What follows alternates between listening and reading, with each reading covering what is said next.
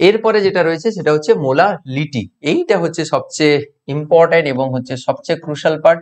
তোমাদের এই দ্রবণ চ্যাপ্টারে কিন্তু পুরো অঞ্চল জুড়ে এই মোলালিটি ডিসকাশন রয়েছে, মানে বেশিরভাগ ক্ষেত্রেই তুমি মোলালিটি ডিসকাশন পাবে। মোলালিটি, LITY, ছোট এম যেটা।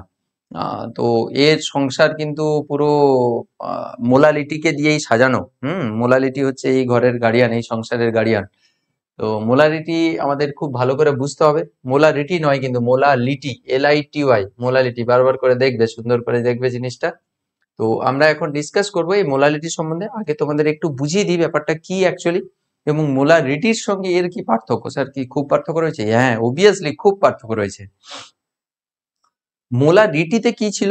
মোলারিটিতে ছিল যে, আমি তোমাদের এক্সাম্পলটা দিয়ে দেখিয়ে দিচ্ছি যে মোলারিটি কিভাবে আমরা ডিফাইন করেছিলাম। যে একটা দ্রবণ রয়েছে, সেটা হচ্ছে এই গ্লাসটা যদি ধরে নেওয়া হয়, 1 লিটার একটা দ্রবণ রয়েছে, 1 লিটার দ্রবণ রয়েছে।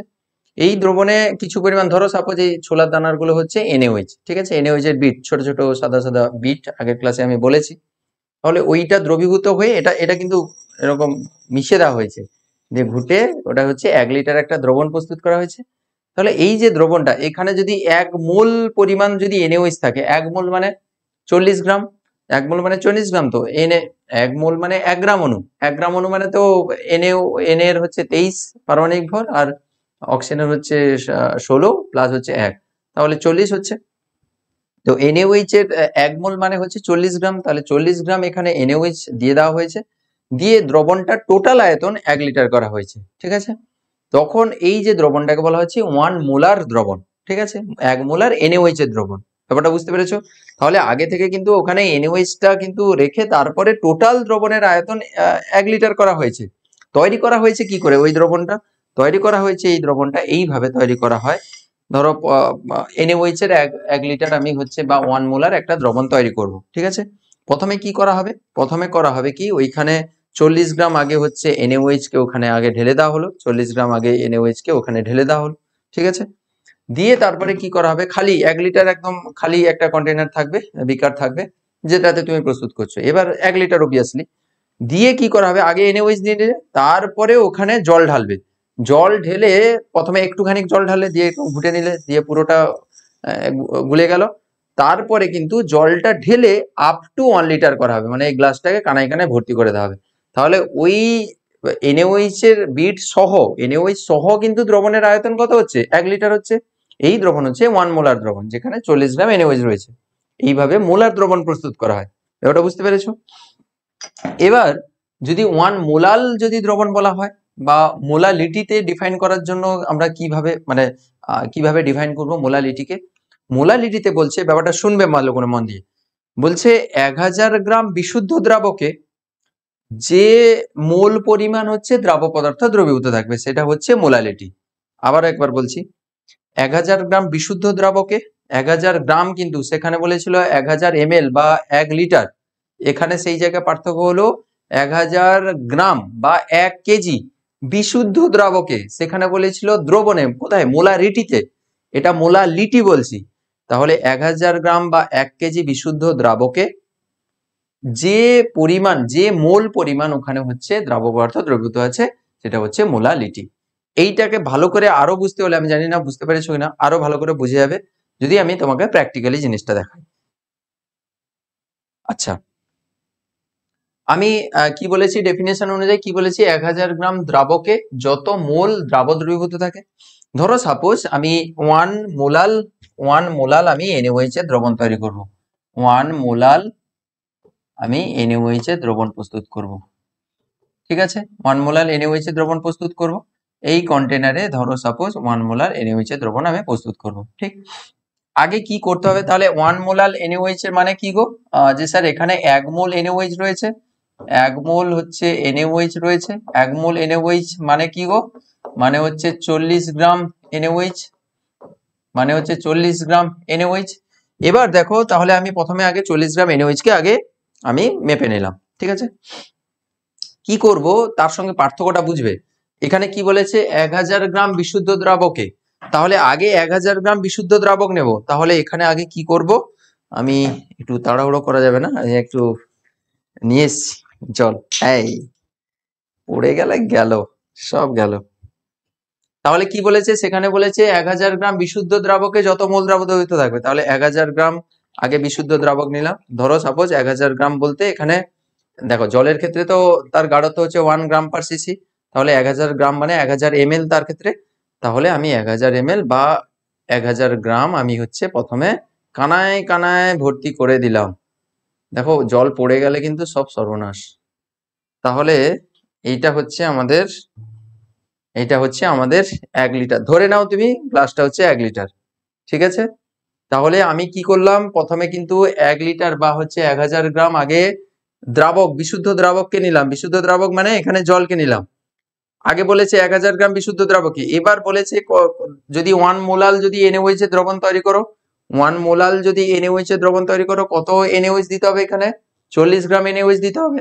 তাহলে 40 গ্রাম NaOH তুমি কিন্তু মেপে রেখেছো এখানে, 40 গ্রাম NaOH এখানে মেপে রেখেছো। সেটা হচ্ছে তোমার ওই ছোলার দানাগুলো হচ্ছে NaOH এর দ্রবণ, ঠিক আছে বাবু। দেখো এখানে এরপরে কি করতে হবে, তোমাকে আগে কিন্তু বলেছে ফিক্স করে দিতে বলেছে যে 1000 গ্রাম বিশুদ্ধ দ্রাবকে NaOH দেওয়া হবে। তাহলে এরপরে আমি NaOH দিব। NaOH যখন দেব, এটা 40 গ্রাম NaOH, দেখো দিচ্ছি।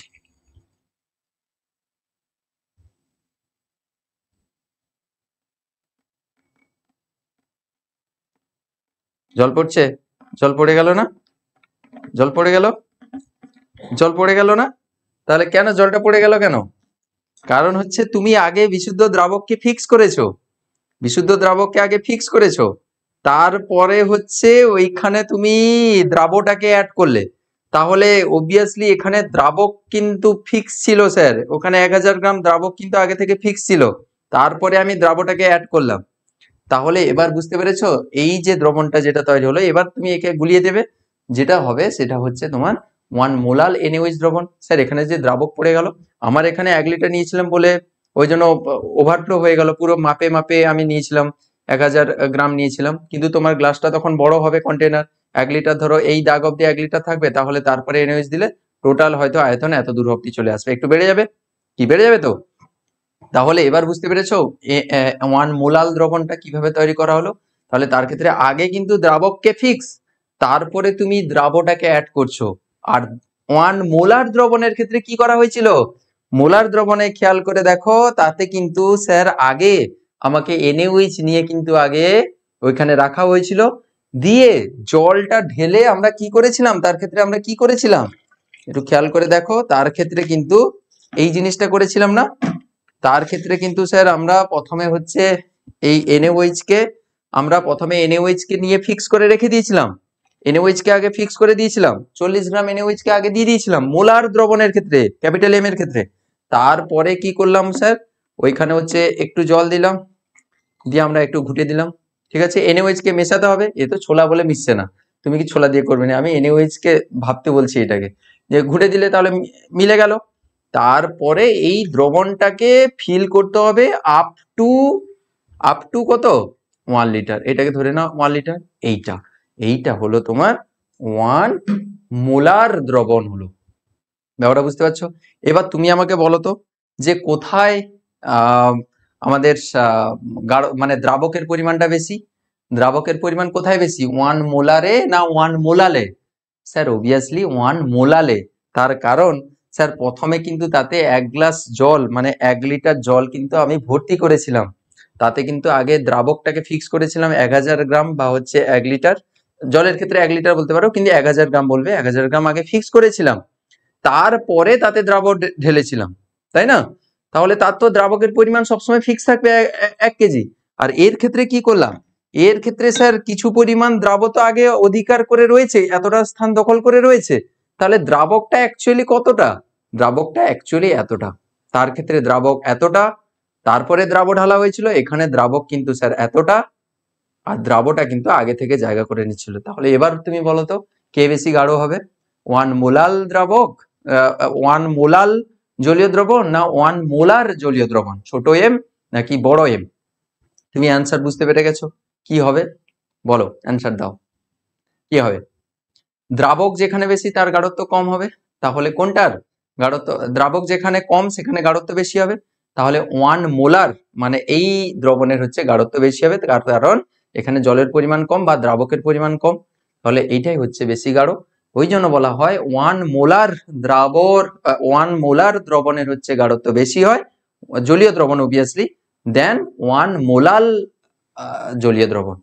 ঠিক আছে, 1 মোলালের ক্ষেত্রে তো দ্রাবককে তুমি আগে ফিক্স করছো, তারপরে দ্রাবক ঢালছো, আর এর ক্ষেত্রে আগে নিয়ে তারপরে ভলিউম ফিল করছো আপ টু 1 লিটার। ব্যাপারটা ক্লিয়ার? এই জন্য তোমাদের সুন্দর করে বুঝিয়ে দিলাম এই মোলাল দ্রবণের ব্যাপারটা। আমার কিন্তু ওটা ঠান্ডা লেগে গেল। তো আই থিঙ্ক জিনিসটা বুঝতে পেরেছো যে যেটা যেভাবে আমি বলার চেষ্টা করলাম, আমি তো বেশ এফোর্ট দিয়ে ব্যাপারটা বোঝানোর চেষ্টা করলাম। জানি না তোমরা বুঝতে পারছো কিনা, অবশ্যই জানাবে কেমন কি বুঝতে পারছো কিনা। আমি তো চেষ্টা করেছি যে যাতে বোঝানো যায়।